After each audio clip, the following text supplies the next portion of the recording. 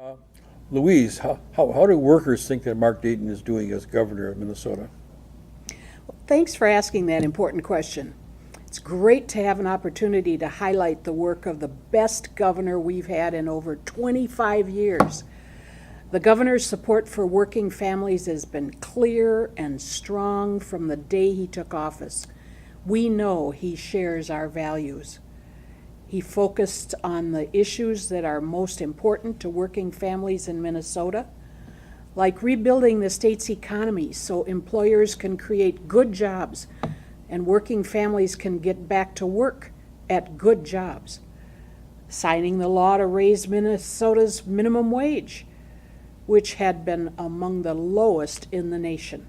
Unbelievable. Restoring funding to our schools so that all Minnesota's children can attend great schools. Ensuring that Minnesota's wealthiest residents pay their fair share of taxes, and lots more. So, Louise, how about some specifics?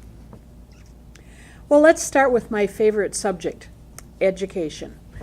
Governor Dayton made sure that schools were paid back for all the funds that had been borrowed by the previous administration. He stopped the borrowing that forced kids into larger classes where they received less individual attention from their teachers. He put children in the forefront in so many ways and refused to penalize our schools. He did this by keeping taxes low for the majority of Minnesotans, but increasing the taxes a little on those who can most afford it. Governor Dayton pushed for all-day kindergarten that gives little kids a good start in school. He supported free school lunches for children whose families were struggling, and he did that passionately. He supported a tuition freeze for college students, and he's worked to keep our state's economy growing so that those students will be able to find good jobs when they graduate with a diploma or a certificate or a degree. Louise, I know that you are passionate about public schools, but what else has Governor Dayton done to help workers in the state? In fact, Governor Dayton has a great record of backing the projects that are helping to build a better economy and a better Minnesota for all working families. He supported major construction projects that have created thousands of good jobs throughout the state. Governor Dayton supported a long overdue increase in the minimum wage and protected the prevailing wage from anti-worker attacks. The governor has shown his support for collective bargaining for both public and private sector employees, even when that support brought on attacks from his opponents. And Governor Dayton's economic policies are working. As a result of his leadership, Minnesota has added 150,000 jobs since 2010. By contrast, Governor Scott Walker's Wisconsin lags far behind Minnesota in job creation and in economic growth. The New York Times reported that Wisconsin ranks 34th for job creation, while Minnesota matches California as the 5th fastest growing state economy in the nation. That's lots to be proud of. In Minnesota, private sector job growth exceeds pre-recession levels, and Forbes magazine rates Minnesota as the 8th best state for business.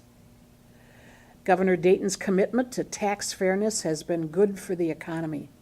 He raised taxes on the wealthiest Minnesotans, lowered property taxes for middle-class homeowners, and closed many corporate tax loopholes. And our state's economy is the 5th fastest growing economy in the nation. I love repeating that fact. I also love knowing that our governor supports collective bargaining for public and private sector employees. And I'm proud that we have a governor who knows that a union contract is a legal agreement that must be honored.